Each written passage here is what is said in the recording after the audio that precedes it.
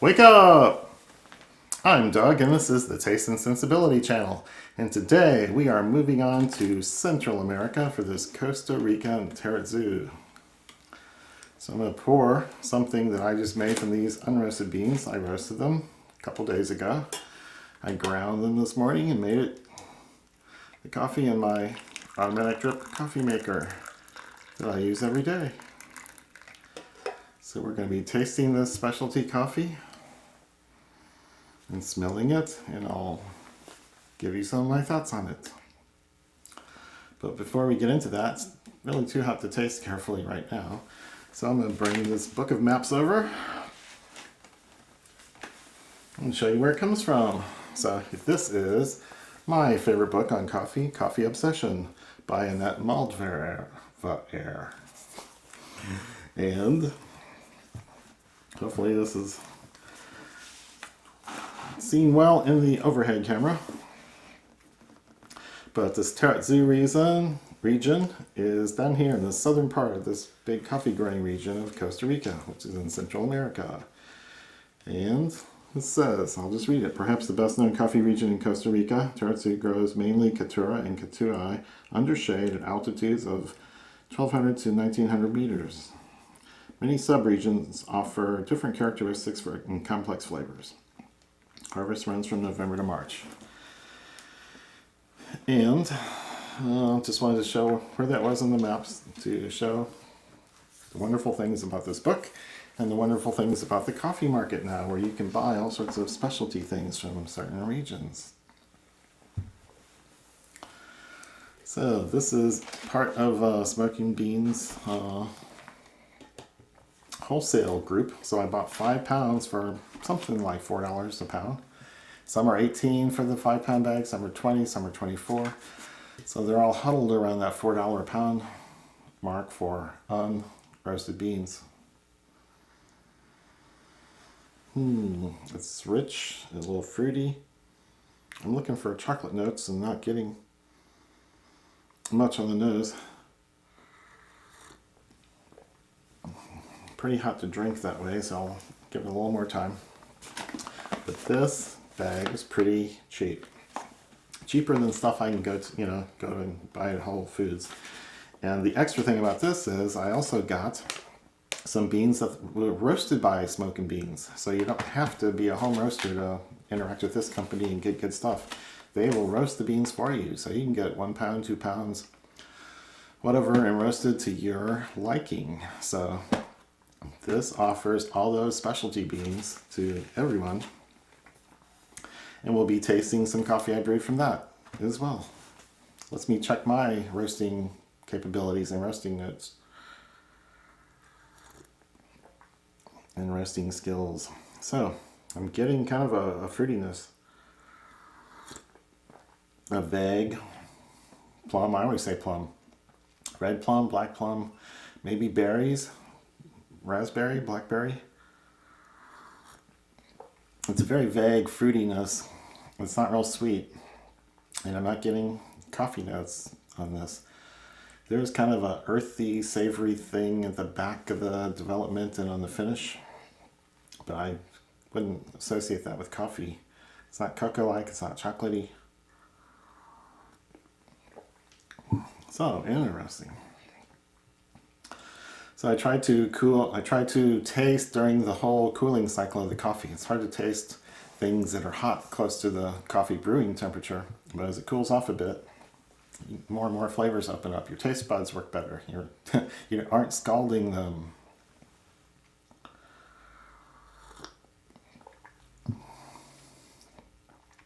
So in these little cups that are glass, it cools off pretty quickly. So you can squeeze in a lot of taste, a lot of different temperatures in 5 or 10 minutes. And I'm trying to hold the tasting part on these videos to 5 minutes or so, or 10 minutes. But it's hard. I ramble a lot.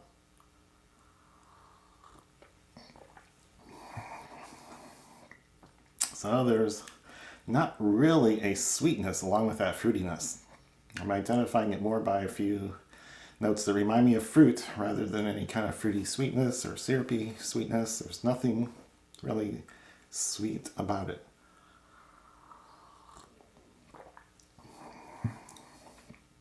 But neither is there a tartness. There's nothing bitter about it. There's no burnt or over-roasted notes or burnt bitter things that like sometimes you get in darker roast coffee. I was shooting for a medium roast when I did it. Here's my beans that I did.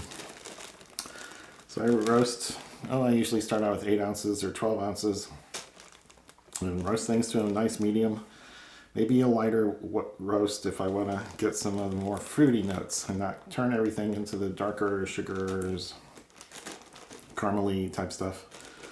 But this was done on 4/10, which is 2 days ago. This is Easter morning, by the way. I'll be doing an online church service later. And this was a couple days ago. And I was just trying a new, this is not a new roasting program. It's the one I always use, so tried and true. And I'll be comparing these things that the company, the Smokin Beans company, roasted also to medium. And the beans look about the same, but I found they taste just a little bit different. So this would surprise some people who think they don't like black coffee because it doesn't really have a lot of coffee notes. It's fruity, not very earthy, not very chocolatey, not very deep, dark, rich. It's an interesting set of flavors that don't remind me of coffee. So this is what I got. This is how I got some non-coffee drinkers, non-black coffee drinkers at work interested in trying some. Because this thing would surprise them. So I'm going to take a different cup and move over to my pre-roasted coffee, which I have here in the travel mug. See if I can get it off and get it poured without spilling everywhere. Smells about the same. Oh, spilling, running down. I'll cover it back up.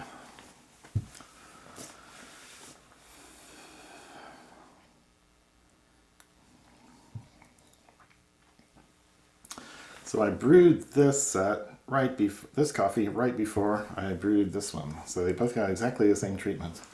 So I rinsed the paper filters with hot water twice, and I weighed out the coffee, 49 grams of beans for both sides. I weighed out the water, 788 grams of water for both sides. And I figured 3-4 grams might get stuck in the cup or not get poured into the water chamber of the brewer. And then when this first one was done, I poured it into most of it in here to keep it warm. And then the second brew was my roast into this. So it's pretty close to what I do every day. The first taste is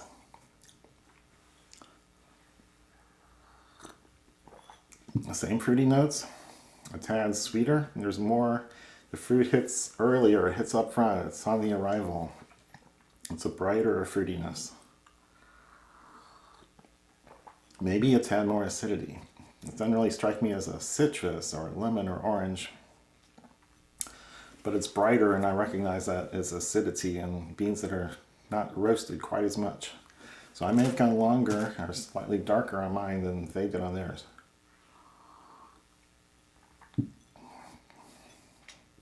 Again, no coconuts, no real sweetness throughout the main part of my palate.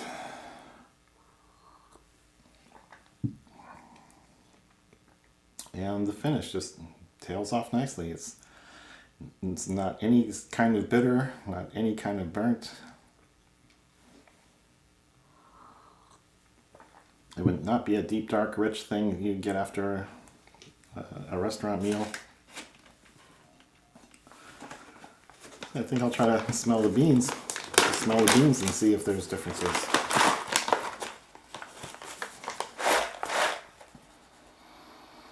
Wow, this is a little bit different than mine.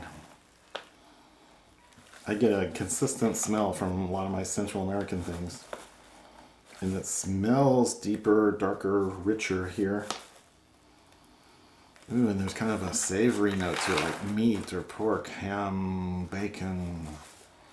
Not necessarily smokiness of those things, but the meatiness. Something's really inviting you in there to go partake of it. So that I like.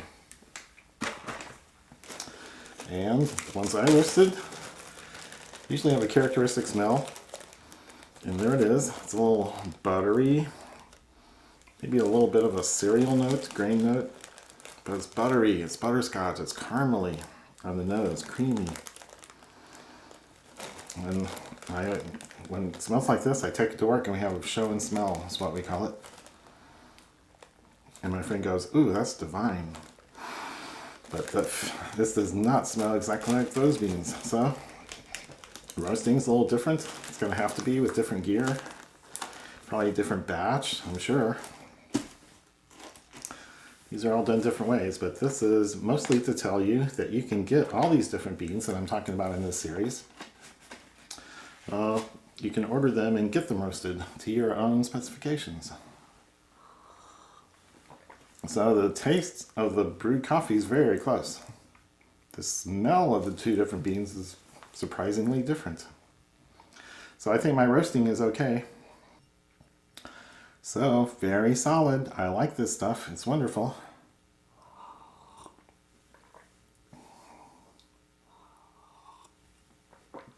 And a lot of people would be surprised at what it tastes like. It doesn't taste like coffee. It doesn't taste like Folgers. It doesn't taste like Maxwell House. Okay, I'm pouring another small one to add some cream to, which is certainly not part of my daily routine. But I like trying it out. I've been surprised here a couple times. It's a restaurant thing for me most of the time.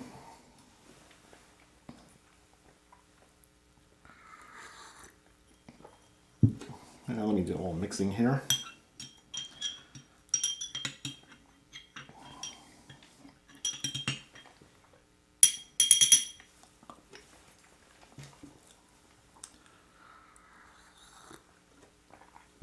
So this one with cream is turns chocolatey. I think I've been saying buttery, caramely, chocolatey. In addition to cream to the two Mexicans, maybe the Nicaraguan. So here on number 4, we're moving down through Central America. So there's going to be 4 Central American coffees total, and then probably 4 in South America. So we're just headed south on this journey. This tastes like milk chocolate. That's the note that's hitting me. Could be some sort of creamy caramel, some sort of creamy, chocolate is the best thing. I like chocolate. So I don't get the note in the coffee until you add cream.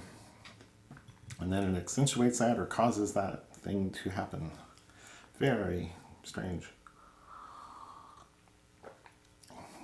The other ones tasted much like this with cream, but I didn't get a chocolate note this time, and I did before. So that's the big difference, I would say. It's very smooth, easy, rich with the cream. So if you're a cream adder, add it to this one. Yeah, it's really good. So the extra topic today is about growing coffee plants and harvesting, and then the processing of the beans after you get the plants, after you harvest the cherries. So I'm going to try to show you in the book. I'm certainly no expert, but you pick up some of this stuff as you go through the different unroasted beans from around the world and where they're from and all the geography and all the processing that happens to them afterwards. So I'm going to try to show you in the book, which is the best summary of course, this is the Coffee Obsession book. And this is the best summary I've seen of how you grow different plants and then some of the processing involved.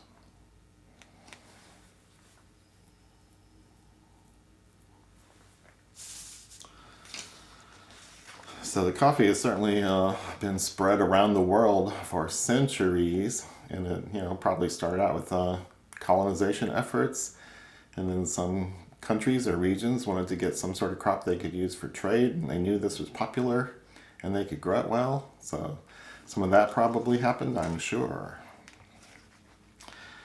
And it seems to be clustered around the equator. It's close to the equator for sunshine reasons, for growing season reasons.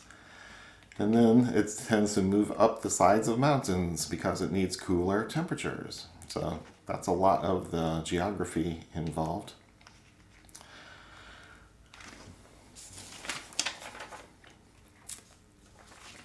So coffee's certainly gone to all the easy places to grow, and then it's moved into some of the places where it's a little bit harder to grow. And some of those turn out fantastic products. And then I think in the last century, last 100 years or so, they've developed Robusta, which grows in much more difficult places. The roots are more shallow. It takes more rain to grow it. The plants are hardier, less susceptible to diseases, easier to harvest. All sorts of things that would push some people in the direction of growing Robusta. And we will really save the sensory characteristics of Robusta versus Arabica for a different video. But let's just say for now, summarize it by saying most people would prefer Arabica for flavor. It's not to say that really good Robusta doesn't exist, it's just hard to find. So in general, the seeds are what's used to cause new coffee trees to grow, and they have to grow 3 to 5 years, I think, before they even produce. Robusta has to be propagated by plants going out. So this shows that the seeds are planted for Arabica, and they don't really produce for 3 to 5 years. So there's a flower, there's a fruit called cherries, which are these red things down here. And that's why it grows. And then the really good places in the world, they get 2 whole crops out of each year. So half the year is like a season to them, and they grow a lot. And then other places just have one normal season. Like temperate climates have one growing season for most of their crops. And then other places have just one long growing season where they just keep producing all year long. There's not really a start point or stop point for that season. They just keep going. So it's very interesting. It's very different. It's very dependent on where it is in the world. So geography and climate is dictating mostly everything. And then what else? Coffee has to be grown in some shade. There's always a shade tree or a shade crop that's grown along with the coffee to protect it from the sun. So that's very much in the picture all the time. So some attention has to be given to the shade trees. Sometimes it's another crop. Sometimes the coffee is grown along with fruits or vegetables or other trees and crops that have some sort of commercial use. Another taste. This is really cooled down. Oh, chocolatey fruit. Fruit's receding. It's still plummy or peachy maybe, or apricot, but chocolate's popping out and the fruit is receding. And that's pretty cool. Okay, pretty cool temperature-wise, not trendy. Yeah, okay, well here's a whole Arabica versus Robusta chart, but we'll do that later. Processing. So basically there's more mechanical means where you just rip the fruit off the beans with mechanical grabbers, teeth, brushes, bristles, something that can grab that fruit and strip it off. Or it might be more of a fermentation of the fruit that makes it soft and pulpy and easy to strip off. So there's 2 ways like that, and then there's a dry process that just lets the cherries dry out like a raisin. And then that softer fruit is easier to remove later on. So this ends up with the cherries in a tank of water where they're naturally fermented somewhat, and that softens up the fruit and makes it easy to strip off so that you get a bean mostly cleaned off. There's a washed process that just uses force in water jets to get it off. And then at about the same point in all these processes, they're left to dry out in the sun. So they're very interested in not rain, no rain during that period. So that's another part of the climate and rainfall cycles. But once you get them dried out to a certain point, whether it's the whole dried out cherry or some washed beans or some pulped natural beans that still have a little bit of the mucilage attached to them, they go into a dry mill that cleans them off the rest of the way. And then they often have, the bigger places often have sorters, which do it optically, or some other method to sort and grade the beans by size, weight, color, all sorts of different machinery and equipment can be used for doing this, but it's usually optical. And then the bulk coffee of average quality or even poor quality just gets dumped into a big shipping container for shipment to the destination country that does the roasting there. Or if it's a specialty type coffee like I tend to buy, then it gets put into smaller bags that are maybe 60 to 70 kilograms. And then those get labeled and put in the shipping containers as a specialty item. So that's the short summary. That's the short version because that's all I know. And then when you learn some of the stuff when you're reading labels or reading descriptions and trying to buy beans. So that's the summary I'm going to give you about growing and processing. It's very location dependent for all these things. But I know that lots of these are ending up at Smokin beans or Sweet Maria's or some of the other places. And it's only of interest probably if you are selecting beans to buy and try, whether they're roasted or unroasted. So I should probably say the methods that use some fermentation have the potential to add a new flavor to the inherent flavor of the bean that comes from genetics and climate and soil and those origins. The fermentation happens right next to the bean and can add some fruity flavors, some funky flavors, things that people like, maybe things that people don't like. So there's a potential to add flavors which can be good or bad. So just beware of that. That's one thing the roasters are always watching out for, is making sure they don't have any of that too funky stuff in their natural processed beans. So that will do it for coffee video 4, where we looked at the Costa Rica Tarrazu and checked out what my supplier does in the roasting field too, which is not that different than mine. So again, please like the video, give it a thumbs up, subscribe to the channel, click the bell to get notified when these videos come out on Mondays, and come back for video 5 where we look at the coffee from El Salvador. Adios.